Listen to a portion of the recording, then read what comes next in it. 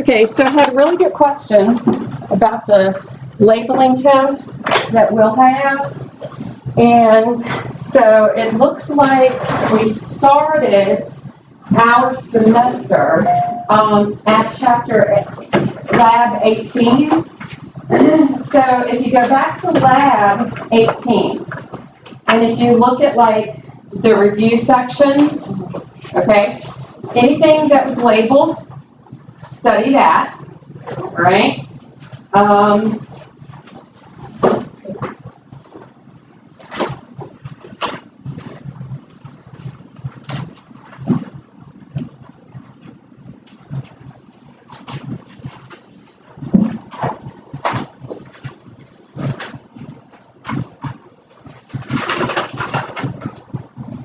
Lab 23, labeling.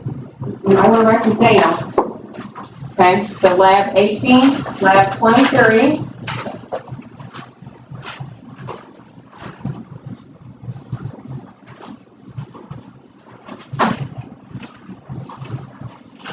Lab 25.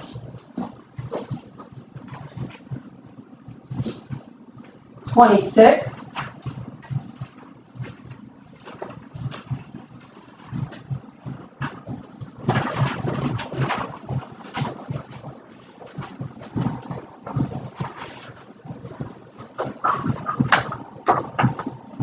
'28.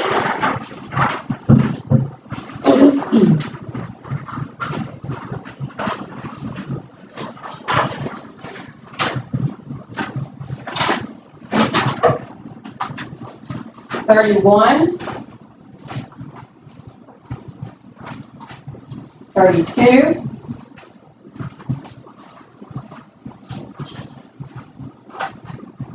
33.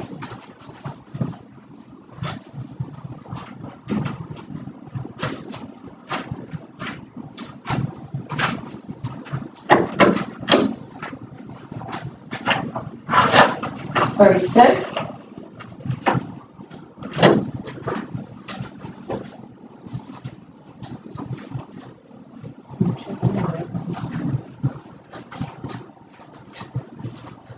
39.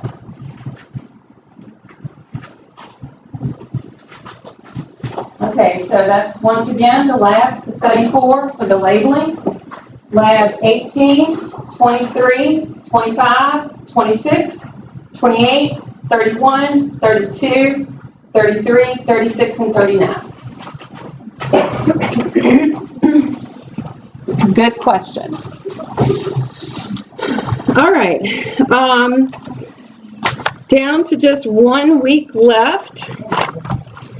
I know, I'm kind of, I was telling them earlier, I woke up this morning thinking about the exam and I'm not even a student. So I'm stressing just like y'all are. Okay, so we left off talking about the structure of the respiratory system. We had made our way down to the structure of the little grape sacs, okay?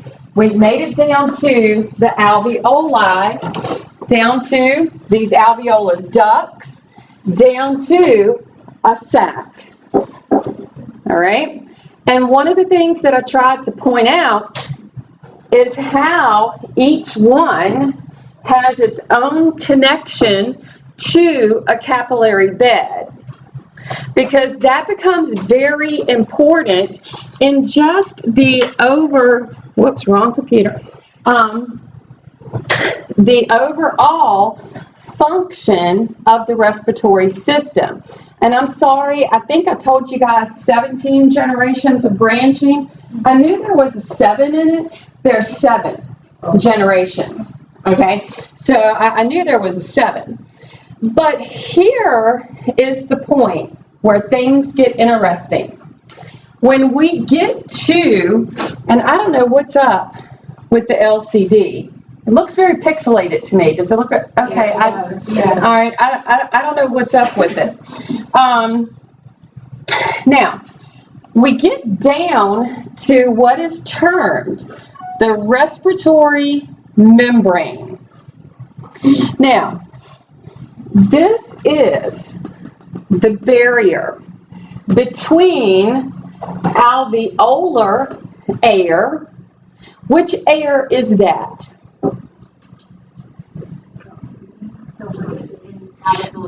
The one that is inside the lungs, what we have breathed in, okay? And then the blood, because what is being carried in the blood? Our oxygen and our CO2. Those are the only two gases we deal with, okay? Yes, we have inert gases in our system, but these are the two that we have to have cross that respiratory membrane. The membrane, squamous, alveolar. What do you remember of squamous?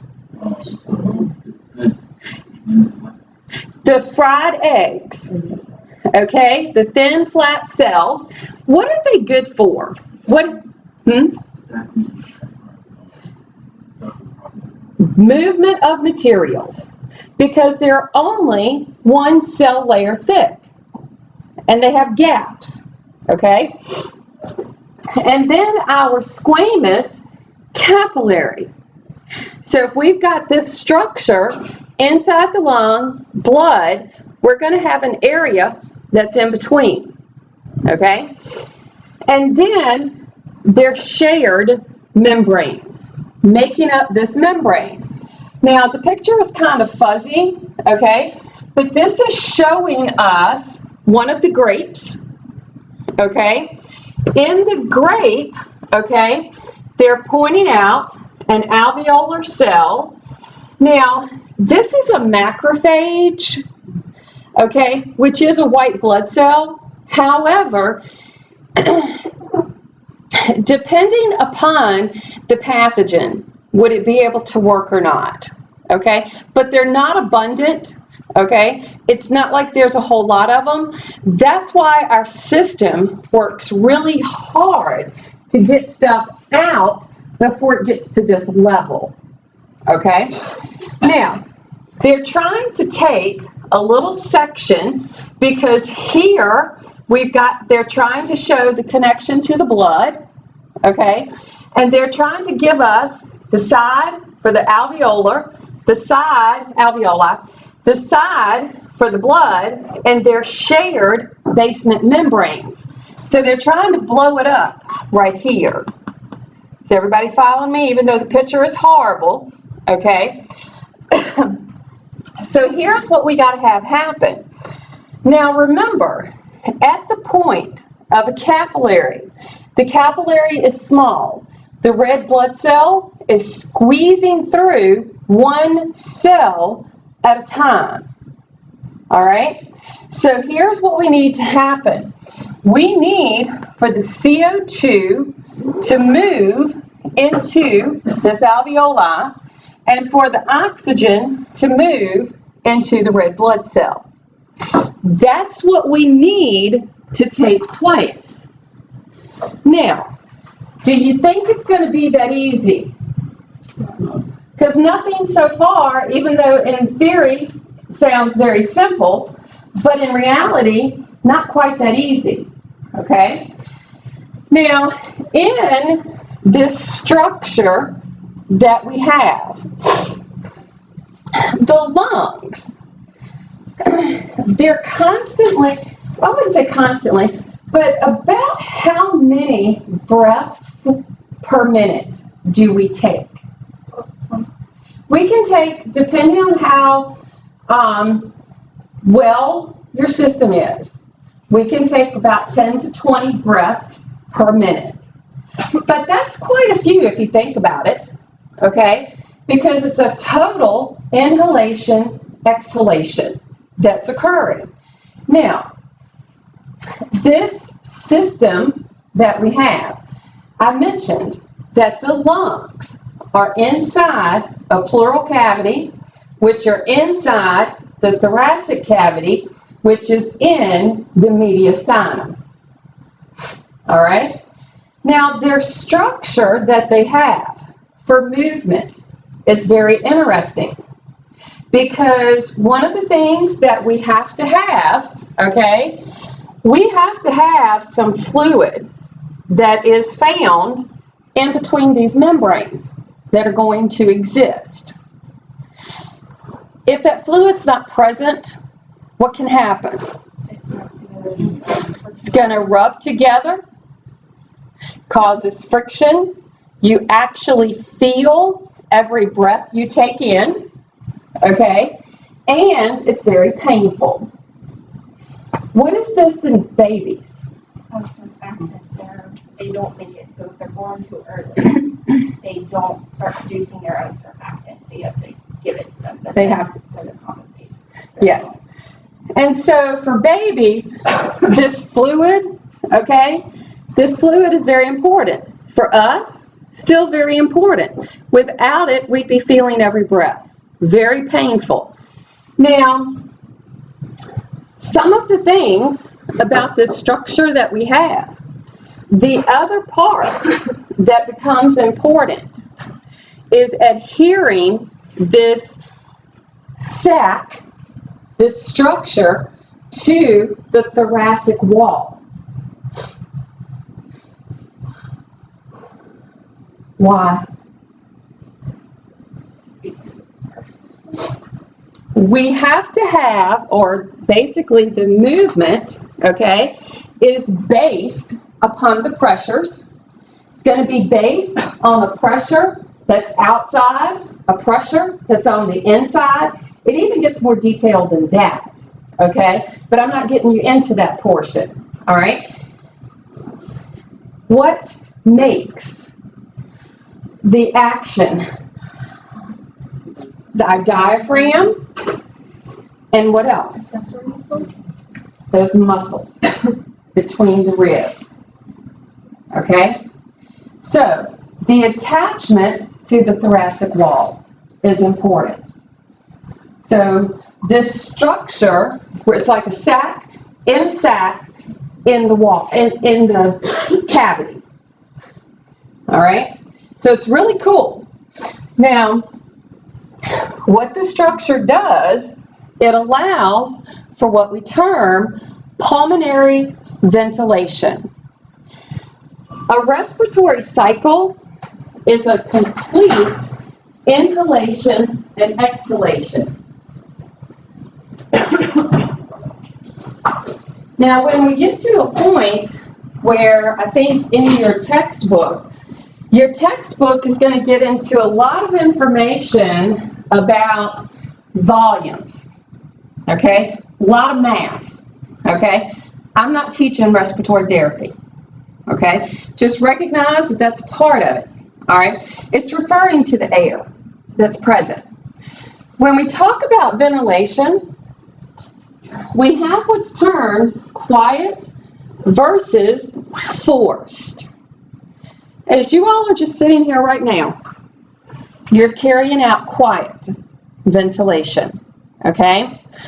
Forced can be if you're starting exercise, if you're maybe having some test run, and they're making you, like if you inhale, and they go, inhale more,